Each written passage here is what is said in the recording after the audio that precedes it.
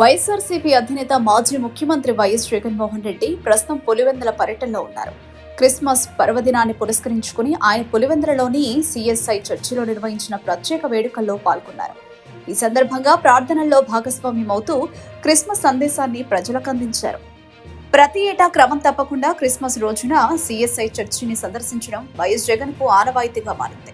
ఏడాది కూడా కుటుంబ సభ్యులతో కలిసి ఆయన పులివెందుల వాసులతో కలిసి ప్రార్థనల్లో పాల్గొన్నారు. చర్చిలో నిర్వహించిన ప్రత్యేక కార్యక్రమాల్లో పాల్గొని శాంతి, ప్రేమ, సహనం వంటి క్రిస్మస్ విలువలు సమాజంలో విస్తరించాలని ఆకాంక్షించారు. ఈ సందర్భంగా పులివెందుల ప్రజలతో ఆయన స్నేహపూర్వకంగా మమేకమయ్యారు. స్థానికులు పెద్ద సంఖ్యలో హాజరై వైఎస్ జగన్ కు క్రిస్మస్ శుభాకాంక్షలు తెలిపారు. సంప్రదాయ దుస్తుల్లో సాదాసీదా వాతావరణంలో జరిగిన ఈ వేడుకలు పులివెందులలో పండుగ సందడిని మరింత పెంచాయి.